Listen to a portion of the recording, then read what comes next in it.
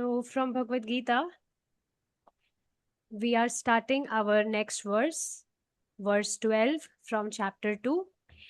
In 2.11, we saw something very interesting.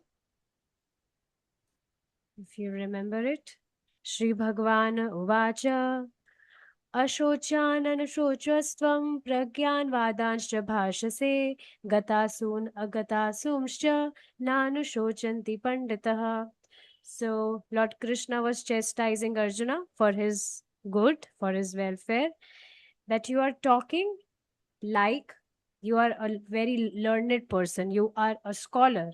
But a real scholar, a real wise person is that who never laments for Gatasun, one who has left the body, for those people who have left their bodies, or for Agatasun, for those people who are living. So that is wise person who is not lamenting for such people. Now we also discussed that how, if any person left a body, then if someone is lamenting, so that is understandable because that person is no more. But for agatasun, for living also, people lament. And we saw many examples, just like, if a son, he has separated himself with his family, and now he decided to live with his wife. So that is also that way also family members will lament. Or suppose if any family member gone through an accident, so see, lamenting will not help. We should try to either move on, or we should try to solve the problem, but lamentation is not the key. Or someone deceived, so if someone deceived, so instead of lamenting, we should try to move on. Or suppose if any any child, he's not able to clear the examination, so these are the small excuses, reasons for which people lament for living, for the people who are living. So these were the few examples. If suppose someone is not following a certain profession, or so, lamenting will not help. This was the conclusion. Now moving forward to 2.12, please sing after me. Na te vaham jatu nasam, Natuvaham jatunasam. na te vaham jatu nasam, Natuvaham jatunasam. na tvam neme janadipaha, Natvanime janadhipaha. na chaiva na bhavishyamaha, Najaivana bhavishyamaha. sarve vayam atah param. Sarve vayam atah param.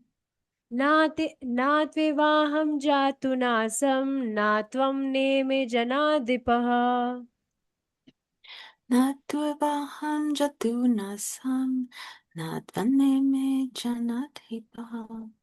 न चैवा न भविष्यामः सर्वे वयम् अतः परम्.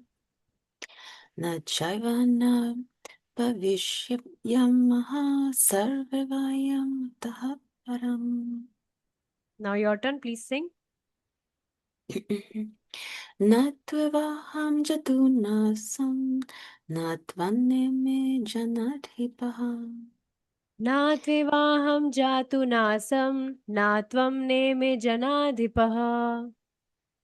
Na chaivana bhavishmayamaha sarvavayam tah param.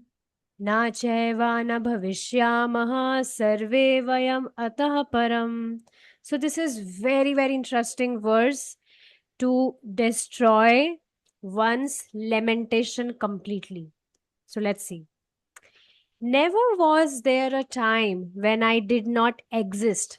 Now, who is I here? This must be Sri Krishna. Yes, because Sri Krishna is speaking this verse. So he's saying, never was there a time when I did not exist. Now, when Krishna is saying, I did not exist, so he did not exist as the Lord. You know, the supreme controller, the supreme Lord of this whole creation, of this whole universe. So there was, never was there a time, there was never a time when Krishna as Supreme Lord did not exist. Now, you know, from Acharya's commentaries, we will discuss what Mayavadis, think about God, or what are their views about this verse. So, when Krishna is saying here that there was no time when he did not exist, now Mayavadi's philosophy on this is that there is an impersonal Brahman, and a part of that impersonal Brahman is covered with illusion. Part means a fragmental part, just like we are fragmental part of Krishna. So, a fragmental part of impersonal Brahman, when covered with illusion but filled with mode of goodness, then that is God. So they think that how God is created, a fragmental part of impersonal Brahman who is covered with illusion, but he's filled with mode of goodness. So that is God. Now, when they are saying this, so this shows there was one time when God was not there. And this is a big offense towards God or towards Krishna. And if one thinks in this way, then he will never be liberated from this material world, because he's committing a huge offense towards God or towards Krishna. So this is very important point, that there was no time when Krishna was created, God was created, nor you. So, nor you means Krishna is saying this to Arjuna. So, there was no time when you were not there. It means as in the form of living entity. We are always living beings.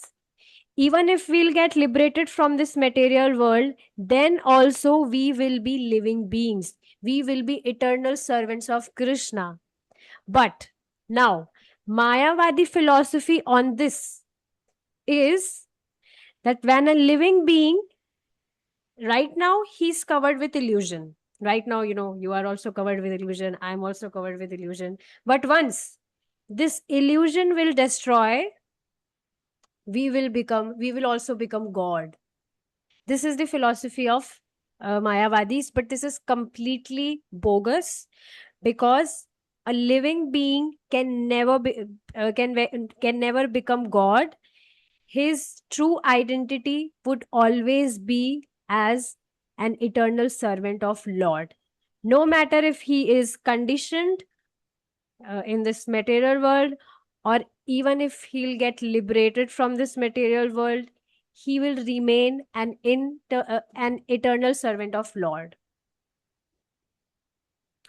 So there was no time when Arjuna was created or God was created. God is God from eternal time, and Jiva is Jiva from eternal time. I hope it's clear. I mean, this is a very debatable topic in the world, and that's why Mayavadi philosophy has been brought up. So, from what you said, so part and parcels of the Supreme Lord is the Jiva, but that's not the same as what Mayavadi philosophy is saying, that we merge with Brahmajyoti. Exactly. Okay. Okay.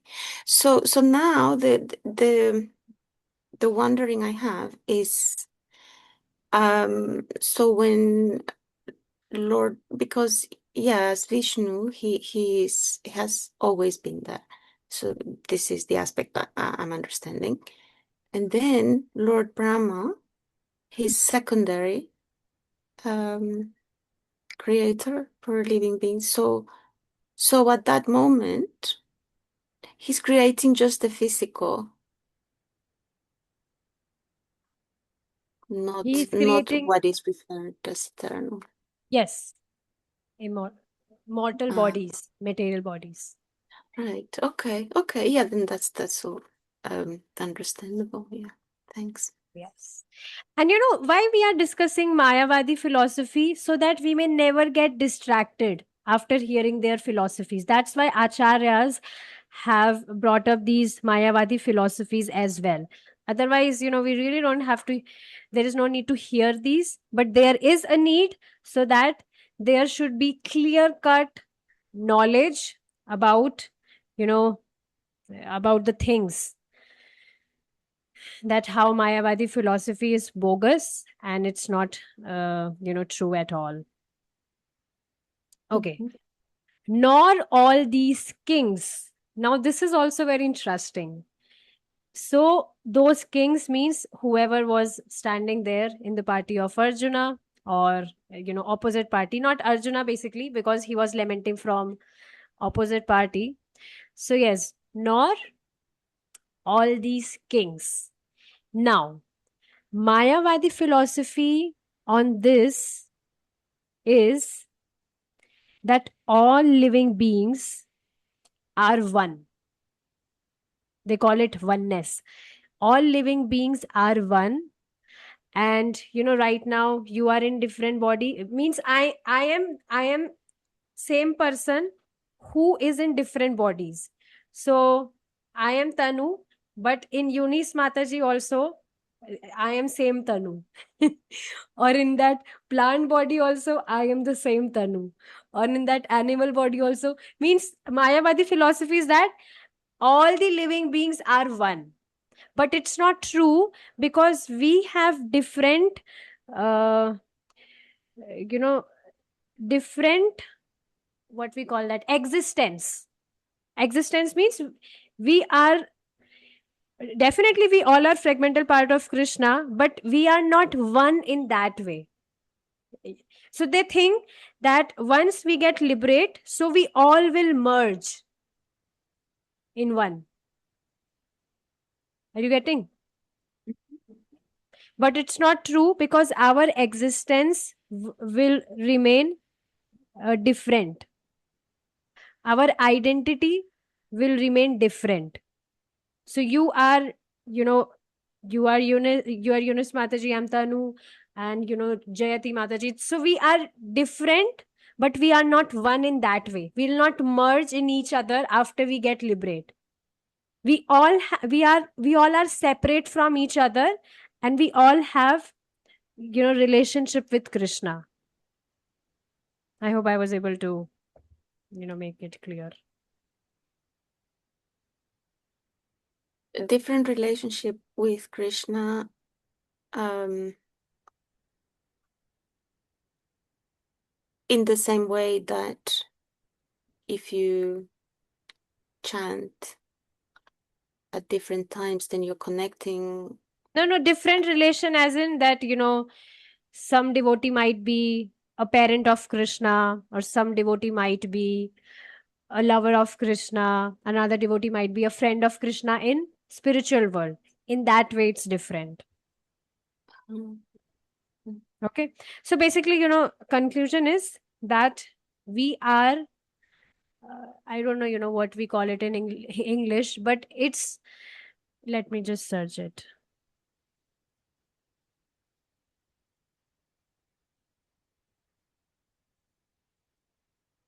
Yeah, it's existence, it's entity. Our entity are, separate from each other. It's not like once we'll get liberated, we will merge in each other. Mm. Entity is a word that very often is used for when even like when someone's like possessed or like there's some, ghost hunting, they say, oh, there's some entity. So, I mean, even a ghost, or even like say, if there's um, you know, this monster in Yamuna River is still an entity. What? If there's like, there's that um snake like demon in Yamuna River, and Sri Krishna was vanquishing it. So even that demoniac is an entity. Yes. So entity means we all have separate existence. We will not merge in one. This is what I want to say. Mm-hmm. Okay, we are, we are shti jivas. We are separate from each other. We will not merge into each other. Means I will not merge into you, or you will not merge into me, and same way other beings will not merge into each other after they get liberate. They are separate from each other in that sense. But we all are fragmental part of Krishna. And entity is just for the jiva, is not for demigods. It's for everyone. Demigods are also jiva. Uh-huh.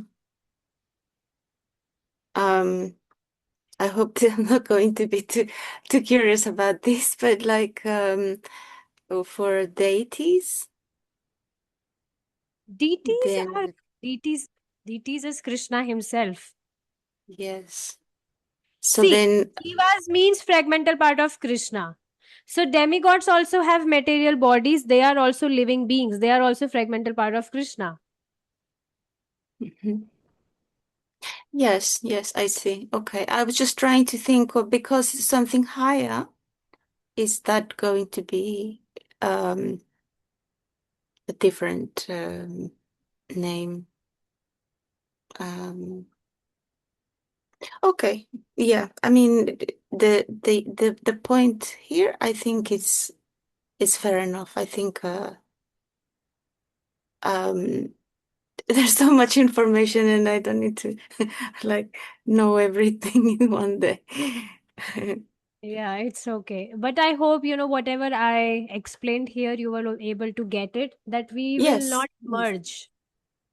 Good. But Mayavadi philosophy is like that, so it's bogus. So, can you understand this, that no one is dying? And if any person we see, if they are leaving their bodies, so there is, we will not lament on it. If we are able to digest this verse, that there was no time when Krishna was not there, or there was no time when I was not there, or you were not there, or these people around us were not there. Everyone is there from eternal time, and they will be there from eternal time. See, nor in the future shall any of us cease to be. So we will be there. We was there from eternal time, and we will be there from eternal time. We were there and we will be there, like that. So yes, if we are able to digest this verse, and if we see anybody lefting their bodies, so we won't cry, because no one is dying. In fact, one should cry, one should lament when he is seeing that a person is alive, but he is not serving Krishna, or he's not doing something for his self realization. That is the reason for real lamentation. So no one is dying. Srila Prabhupada, tells very beautiful point on this, that we should develop the strength of perceiving our eternal life, to see our eternal life, that we are eternal beings. We are here in this world for some time, and we should try to give our best to invoke this relationship with Krishna. Mhm. We should, every day we should remember this, that I am an eternal being. So you can see, if we see our bodies, we are not able to control any of the transformations of this body. We are growing. We were not able to control when, we were babies, and now we are young. Soon we'll be old, we'll become old. So we are not able to control these transformations. Hair, they are growing. Few months ago I had, different hairstyle. Now I have different hairstyle. So we are not able to control these transformations, because transformations are happening in these material body or material things, but I am eternal being, and nothing is transforming in me, because I am eternal, I am soul. So are you getting this, what Krishna is telling here? That if suppose we became famous for some reason, but now if that fame is no more, then also we'll be there. If we are we were not able to make a beautiful career, then also we'll be there. If you know any girl's husband is no more, but then also she will be there. So we are not dying. We are there from eternal time, and we will be there from eternal time, for eternal time, because we are eternal beings. So this verse is very, very interesting. Actually, this chapter is very interesting. Any person who will hear this chapter very nicely, there would be no scope of lamentation at all. And I remember when, I came into Krishna consciousness. So fortunately, my journey began with this chapter only, when I started attending the classes from my instructing master. So he was teaching the second chapter only. So I was completely convinced that yes, nothing belongs to me here. And yes, I'm a soul, and I need to work on it. So this chapter is very amazing. One should really, uh, you know, know this chapter, hear this chapter. So let's discuss more thing about this verse. It's very interesting verse. See, okay, we will, see this in the commentary of Acharya. Let me take it out. So first of all, we'll see the commentary by Sridhar Swami. I tried to put, little text today, not very much, very long. Let's see. These relationships, or any relationship whatsoever, should never be regarded as an object of lamentation. So just like, Arjuna was lamenting, oh, my lovely kinsmen, how can I kill them? They are my lovely kinsmen. They are my beloved. They are my beloveds. How can I kill them? So on this, Krishna is saying that these relationships, or any relationship whatsoever, should never be regarded as an object of lamentation. The fundamental reason for this is that they are undoubtedly beginningless, and they always remain existent. So, yes. So we should never think that, any person they are dying, because no one is dying. They are undoubtedly beginningless, and they always remain existent. So, yes, because any person, he was there with us throughout the life, but now, sometimes I think about my grandmother. She has left her body last year only. So I was not lamenting in that way, but still I was remembering all those things which she taught me about Krishna. She have been serving Krishna. I saw her from my very childhood. She was serving deities of Radha Krishna in her house, and she used to teach me many things about Krishna. I remember one, very beautiful point. Once, she always used to give me a small basket, and she used to tell me that go take flowers for Krishna. She had many plants, uh, and those plants, they were very beautiful flowers were there. So she used to give me a basket, and she used to tell me go and take flowers for Krishna. And once she also asked me to offer those flowers to Krishna. So Srimati Radharani, in her hand we can put flower. So I don't exactly remember the pose of Srimati Radharani's hand, but it was something like this or something like that. So I put flower on her finger, but that flower was very big. Because of that reason, her half face was also covered. So she told me that, oh no, you should try to offer small flowers here, because if you offer big flowers, so that way you are covering her face and she will not be able to see you. And that time I was not very conscious about these things, but now when I remember these things, they sound so sweet, isn't it? That she's not able to she'll not be able to see you if you will cover her half face. So although she was not connected with ISKCON, but still she was serving deities like this. And I was remembering all these things when she left her body. And now I sometimes I just think about her, that now she is no more with me for always. Now I cannot meet with her no matter what. She has left her body and she went somewhere. So yeah, okay, this is one reason for grief, but one should not lament in that way, that oh, my grandmother has died or my loved one has died, because no one is dying that way. It was never. You want to say something? No? Um, yeah, no, I was thinking about the people that passed away in my life. uh, I think my grandparents, uh, one grandfather was the first person that I knew had died, but I didn't understand that, and I was not feeling anything.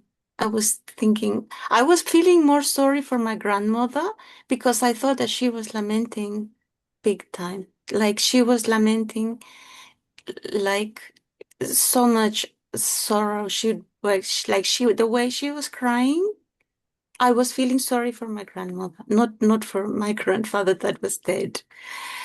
Um, um, and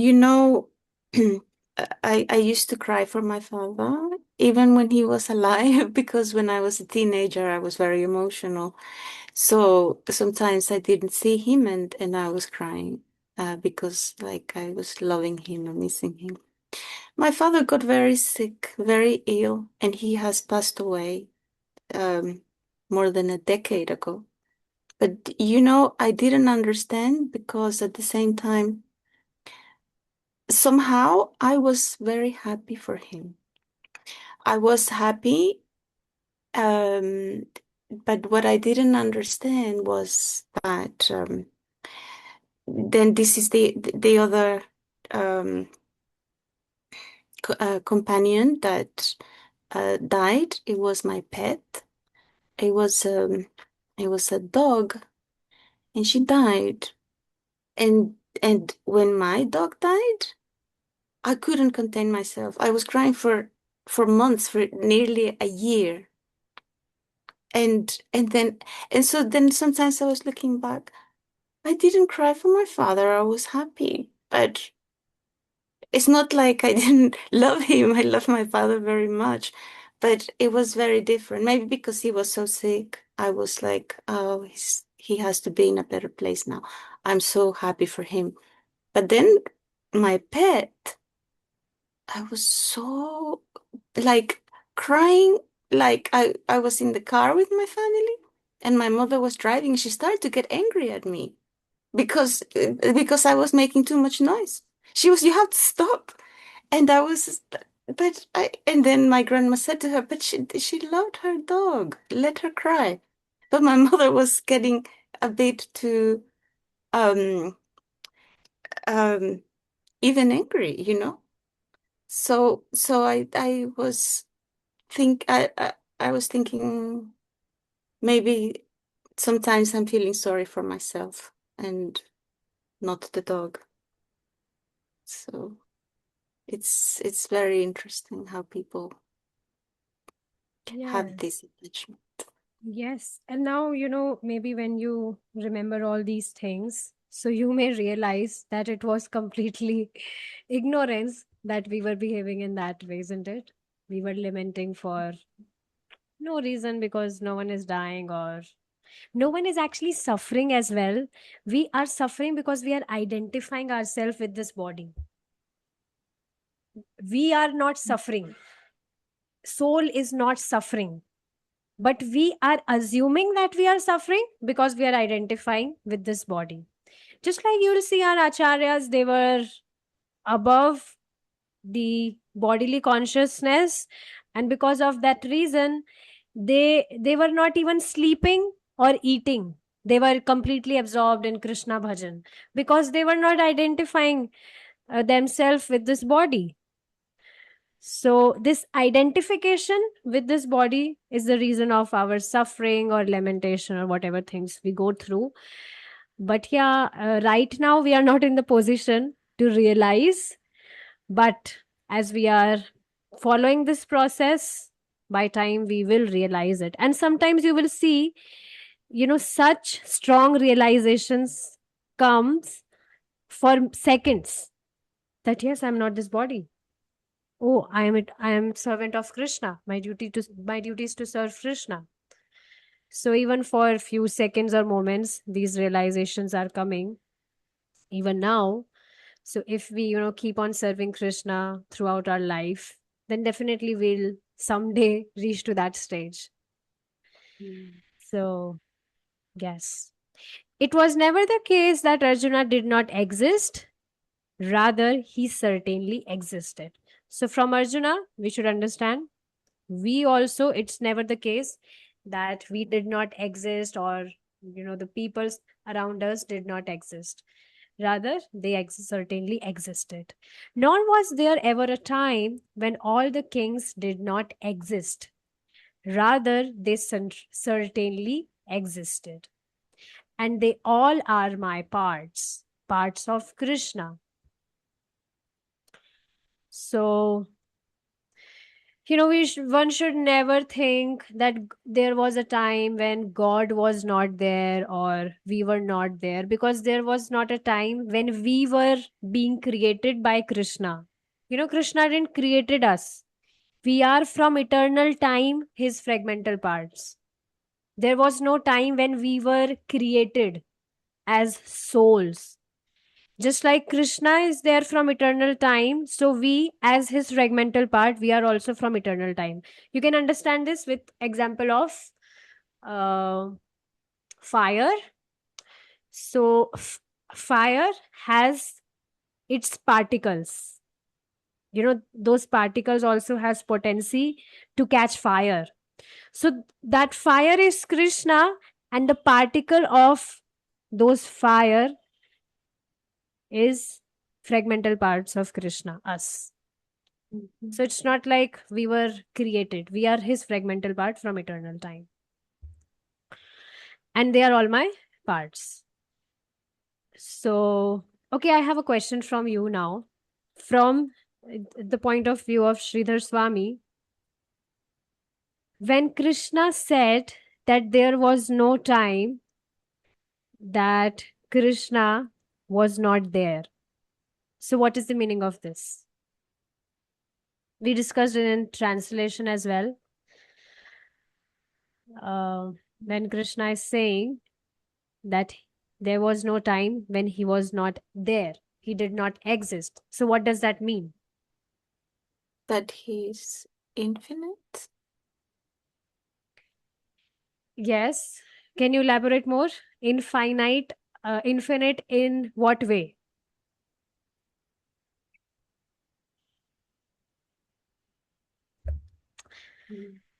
So see, we discussed there was no time when Krishna did not exist as God. Yes, yes, of course. Yes. So Krishna is there from eternal time, and he will be there for eternal time as God. It's not like he became God, uh, few years back or many decades back. It's not like that. And you know Mhm. what? Who is saying this? Krishna himself, Supreme Lord himself, is saying this to Arjuna. And when Krishna is saying this, so when we are saying something, or suppose because we have been covered with the illusion from eternal time, that's why we do not know that we were there from eternal time.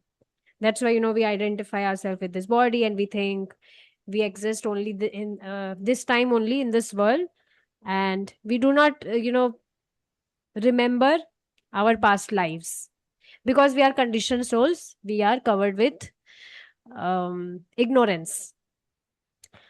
But Krishna is not covered with ignorance. God is not covered with ignorance. So when Krishna is saying that there was no time when he did not exist as God, or there was no time when we did not exist, so he knows it all. That's why he is able to tell this.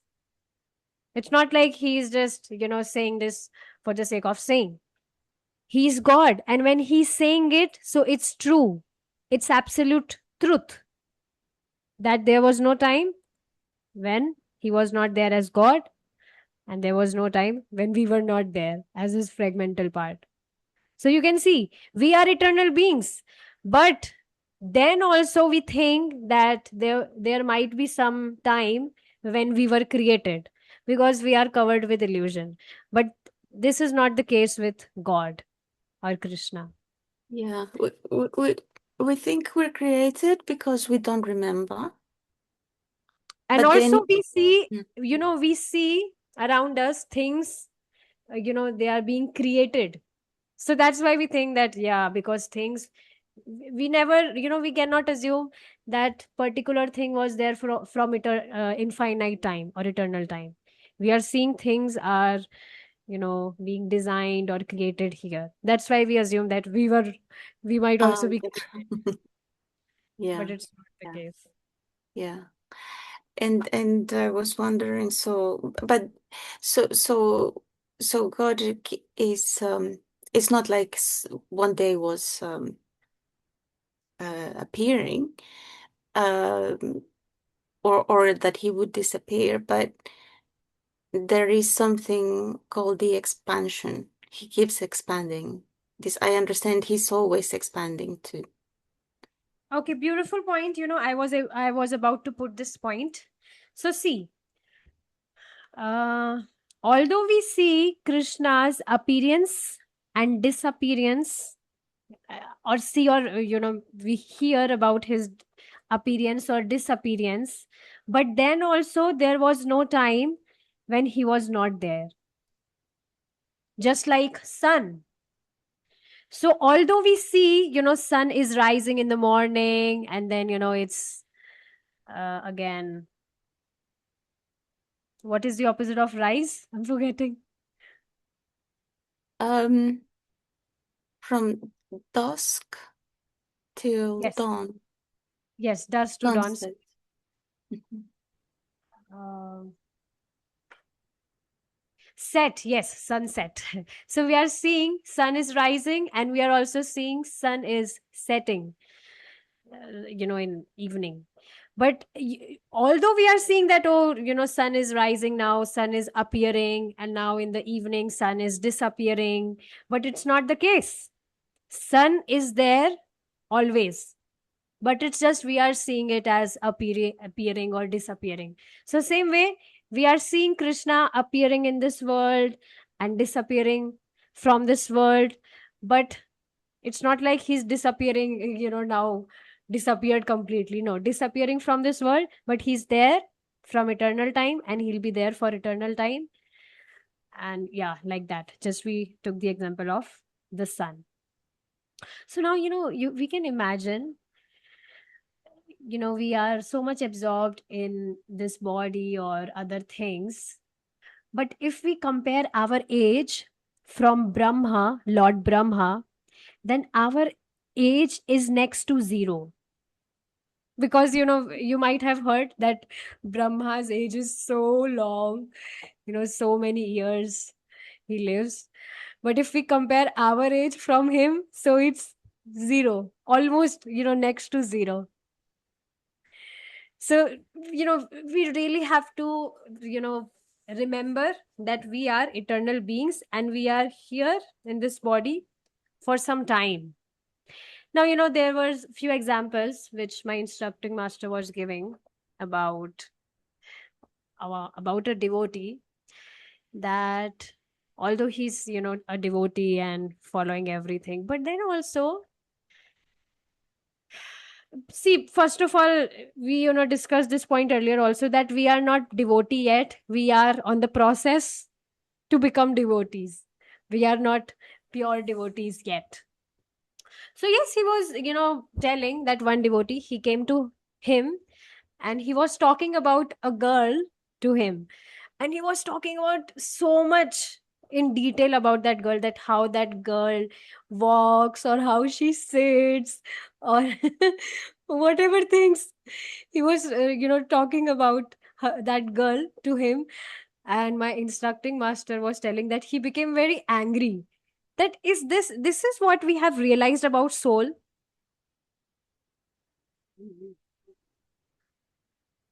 If we are, getting attached, even, we are on this process, but we are getting attached with such things. So is this only we have grabbed about soul, about our true existent, if we are still becoming attached to, girls or boys or whatever things here? This is what we have grabbed so far, that who we are or what is our ultimate purpose. In Lord Rama's pastime, when Lord Rama, he did a pastime where he was crying for Mother Sita when Mother Sita disappeared. I mean, she was kidnapped by Ravana. So, His Holiness Radha Govind Maharaj was telling that from this pastime, Lord Rama was giving us a lesson, that if you will become attached to a girl, to a lady, then you will, the result will be lamentation. And, for girls or ladies, it's just opposite. If you become attached to any boy or man, so the result would be lamentation, only lamentation. See, our only object for attachment is Krishna. But instead of Krishna, if we are getting attached to any other thing or person in this world, then result would be lamentation, because everything is temporary here. So whatever our designation, our relationships, this, that, everything is temporary. And if we are getting attached to those things or people, then result would be lamentation only. Because we know that to whomsoever or whatsoever we are getting attached to, they will not be there with us forever. We really need to remember these things every day. And if we remember these things every day, then we'll never lament, because we are understanding that everything is temporary here. Now, for example, he's only giving this example. And suppose if any girl is so much absorbed in decorating her body, she is doing lots of makeup, lipsticks, this, that. So clearly she's identifying herself with this body. She's thinking that, oh, I'm this body, I look so beautiful. So all these things, increases our dehatma buddhi, bodily consciousness, that we are this body. Now, of course, it's not being told that we should not look presentive, or we should stay tidy. It's not told, cleanliness is next to godliness. But if we are so much absorbed in, decorating ourselves, and, uh, so much absorbed in such consciousness that, oh, I should look beautiful, and, so that I may become the center of attraction. You all are devotees, you are not like this, but this is an example. So, we are still not realizing who we are, because all these things increases our bodily consciousness, which is not good for our devotional life. So, okay, we should look presentative. We can wear nice, good clothes, but not very fancy, just like materialistic people wear, or not non-devotional clothes, or, whatever things. We should try to, you know, what to say, separate ourselves and become our own version that we are devotees. Otherwise, there would be no difference between those people and us.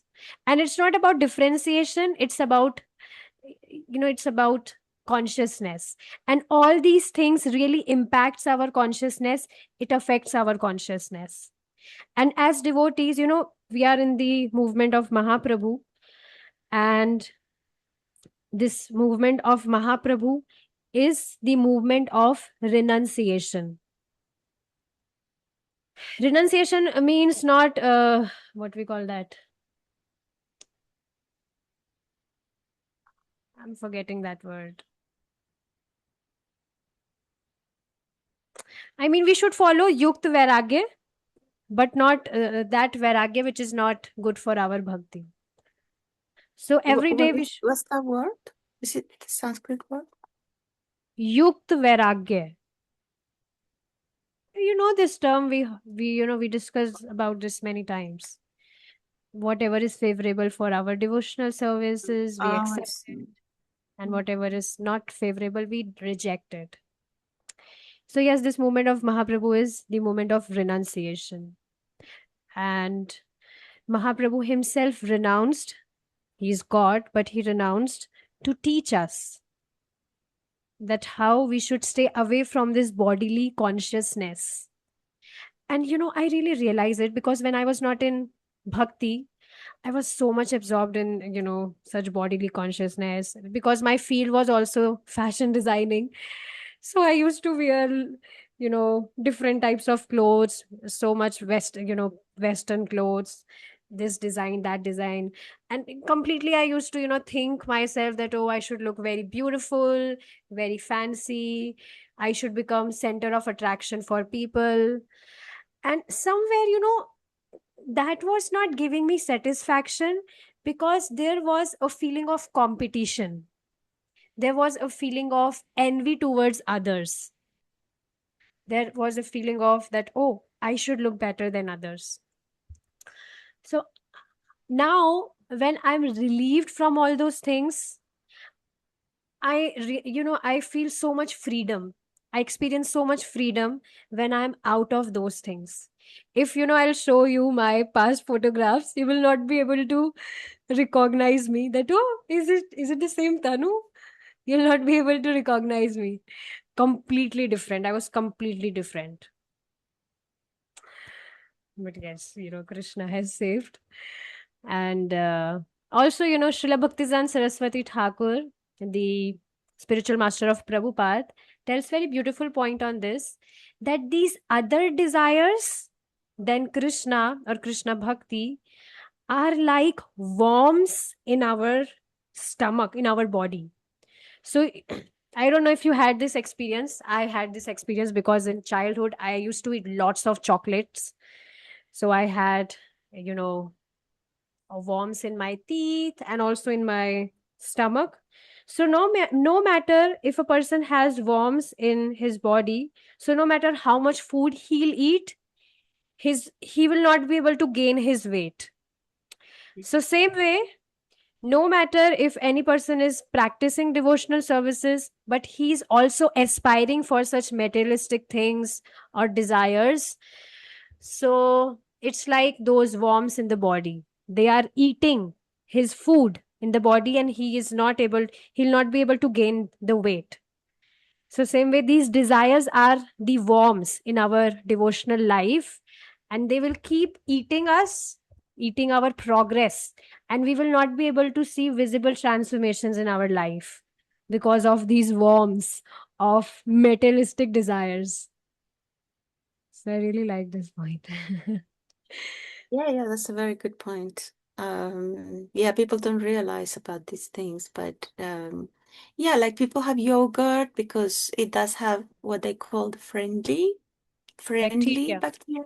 Because bacteria, it's yeah, fermented, because fermented yeah, food. like it's looking after you. But then like with the worms, they're going to want to eat your minerals and your vitamins. So it's like representing like the progress you want to make that you're saying. Yes. So that's why, But what again, yeah, continue. uh no, sorry. You were gonna say something about that. Yes, so that's why, we should try to remember this every day, that we are eternal beings and such desires are becoming hindrance in my progress. So, with this discrimination, we should try to cut them instead of feeding those desires. And when we are trying our hard, we should keep praying from Krishna. Then Krishna will also help us to make us rid from those desires which are not good for our devotional life. And these words of acharyas and the mahamantra that we chant, they work like um, heated iron. Just like heated iron melts gold. So, just like these words and Mahamantra works like heated iron, which melts our desires and destroys it completely. So, it's very important point. Mhm. Like illusions. Yeah. So, these Mm. words are very potent. One should, hear every day and chant Hare Krishna Mahamantra. Okay, let's move ahead. And they are all my parts. So, do you remember where Krishna says this, my parts, in Bhagavad Gita? It's very prominent verse if you remember even the very first word of that shloka. Mame vansho jiva loke. You might know. So, Mame vansho jiva loke, where Krishna tells that all the living entities are my parts. And you know what, as we are following this process, we will realize it, that oh, mame vansho means I am the part of Krishna, I only belong to Krishna, I do not belong to any other being of this world, I only belong to Krishna. And Krishna will give this realization by time, and this is an eternal internal realization. No matter in whatever body we might be in, we are in Mataji's body or Prabhuji's body or a child's body or old people body, person body, we will get this realization, this internal realization, that I only belong to Krishna and no one else. And that is perfection. You will see, on this desire part. Okay, let's just read first this. Nor is it the case that after this the living beings will cease to exist, means they'll be there from eternal time, for eternal time. Rather, they will certainly continue to exist. They are free from birth and death. That is the meaning. Therefore, you should not lament. So now, do you can understand that there is no happy birthday. I was also wondering on one point, when we take birth in this world as baby, so we cry, right? Every baby cry. but you will, Yeah, you the doctors slap you. The doctors slap. The doctors slap the babies because they want to wake them up. I, yes, they have, they always, at least in the West, they slap them. yes, if they are not crying. So now just suppose, if suppose you are here, I mean, don't take it as an offense, but we are understanding this example. Suppose you are here and someone is slapping you, or not slapping you, but you are sad and you're crying for some reason. But around you, there are many people who are smiling and laughing when you are crying. So, how will you feel? You'll feel very bad, isn't it? But Yeah, this is what happened when we took birth in this world, and we were crying, and around us people were laughing, they were cheering, yay. See how bad it is. It's very bad that we are crying, and people around us, they are cheering up, they are laughing, they are smiling, they are celebrating because we are crying. I know I'm smiling, I don't know why I'm smiling, but it's very bad. I hope you were able to get this example. If we are sad for some reason, if we are crying, we are feeling very bad, that's why we are crying. And people around us, they are smiling and laughing, we will not feel good at all. yeah. Anyways, so you can see Krishna is saying they are free from birth and death. This is the meaning. Therefore, you should not lament. And when Krishna is saying they are all my parts, so he's trying to tell to Arjuna, Arjuna, they are all my parts. So you are saying that they belong to you, but no, they belong to me. They are my parts. They does not belong to you. So same way, when we are attached with someone and we are assuming that, oh, he's my husband, or she's my wife, he's my son, or he's my friend. So no, they do not belong to us. They belongs to Krishna. They are of Krishna. They are Krishna's uh, parts. They do not belong to us. So, like that. One last point I want to add on this about desires, the point we discussed. So, you will realize in past, whatever material desires we had, it always gave us grief. They always became, those always became a reason for lamentation. So how can now, if I am aspiring, if I'm hankering for something material desires, some material desires, so how will they make me happy? If in past, in this life only, in past, if my material desires, they only became the reason of lamentation, my attachments, they only became the reason of my lamentation, then how now or in future those attachments or material desires will become a reason of happiness? It's not possible. So we should try to meditate on these points, and these points just awakes our consciousness, and we'll never lament. On the other side, from the very first day when we chanted Hare Krishna, or heard something about Krishna, or when you saw baby Krishna, that blue boy, so on the very first day you felt happy, you felt some kind of bliss in your heart from the very first day. So at that time also, from the very beginning, the connection with Krishna gave you happiness, gave you pleasure.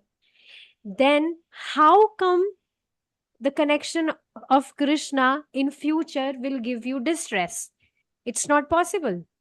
So these points clearly, they are striking points, clearly show us that we are spiritual beings and nothing material can satisfy us. We are spiritual beings, we are parts of Krishna. So only serving him can satisfy us. So this was it.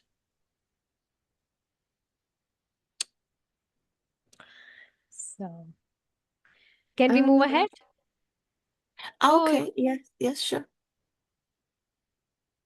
no, Yeah. it's time is up now, and after 1 hour, I have class with kids, Oh, okay, okay. Oh, do you? Okay, okay. and you are most Yeah. invited, both of you. You can come. But Oh, yes, now yes. we'll stop here, and we will continue with this Sararth Varshni tomorrow.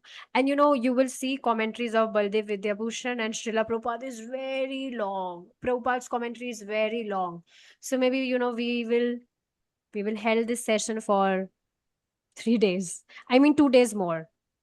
Because this verse is very important to disappear our lamentation. That's why even Prabhupada has, you know, given long purport on this verse because it's very important. So we'll conclude here. If you wish to add something, please go ahead, both of you. Otherwise, we'll stop. Does Jayati Mataji have something? Jayati Mataji, are you here?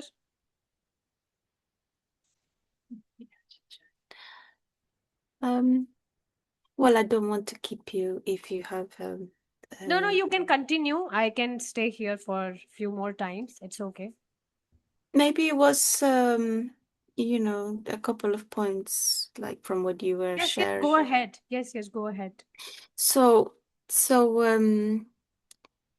you were saying that this boy we couldn't stop, like, he was a bit infatuated with a girl, and I think this is something that often happens, and sometimes it can be, a very strong attraction because, like Syamala Mataji was saying, there was those Sanskrit verses, and we can use uh, material example to understand spiritual concepts, and that boy and girl can be attracted in that way. I when they're young, I suppose.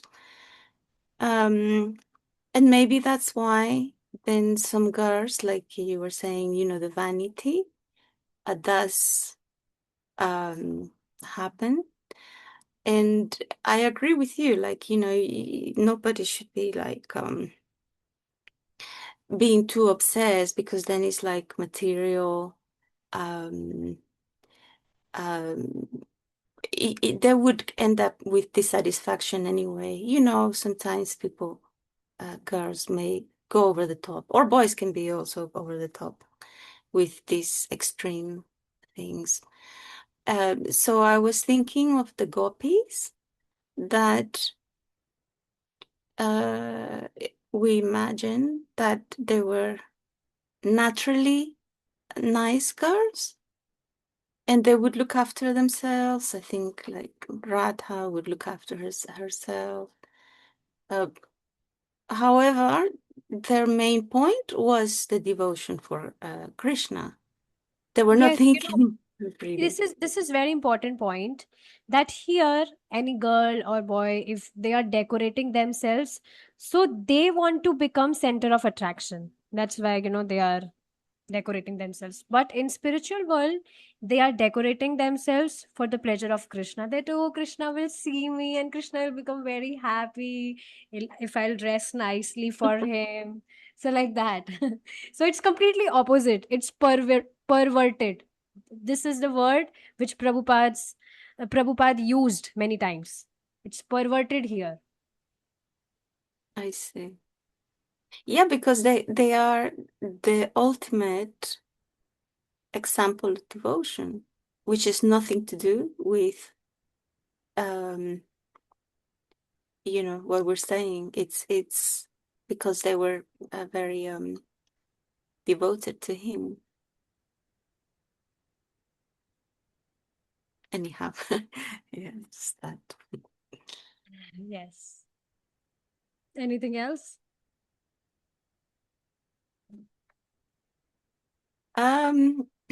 From yesterday, we were saying like, all these subjects that, we have to sometimes, are not important in scripture. Well, actually, in scripture there may be lots of sciences and, like Veda, there's Ayurveda and I think Balaram and Krishna they had to learn about, stars um, and arts but like things that, like politics, of course, like we're not gonna be concerned with that. Uh, but you know what? Sometimes I really wish is that devotees would be um, representing in this in when sometimes we have to deal with mundane things, but then if there is someone that is devotee, then that's like, oh, I'm so happy that this person is in charge because they know about Sri Krishna. You know, I think was it last year or maybe more than that in in um in this country in England, um the people, I mean, there is king and queen, but the people that make the decisions for the politics, they're ministers. And there was one, because there's um many people from India, um and so there was one person that is minister. He has ancestors from India. And because when you make a swearing, an oath, people may use a holy book and they may use like Bible because that's like what the Western has used. But he said, I'm going to use Bhagavad Gita. So he did the oath, which is like the promise that they want to, serve in government, and he used Bhagavad Gita. So when there's something like that, it's very rare, but I am very happy if something like this, like if I go, um, for an, dental appointment and this devotee, I'm very happy. It's very rare though. Yeah. Very beautiful. So you will see Krishna consciousness is very non-envious. See, now you became very happy. But a- anything except Krishna consciousness is full of envy, full of competition. But there is no competition in Krishna consciousness. Instead, we become very happy when we see people following this path or progressing in their devotional life. So it's very beautiful. Oh, that's nice. Yeah. Yeah. Okay, with this, we will stop here now. Thank you so much for your beautiful time and association. Shrimad Bhagavad Gita की जय। Jai, Srila Prabhupada की जय। Jai, हरे Krishna. Hare Krishna.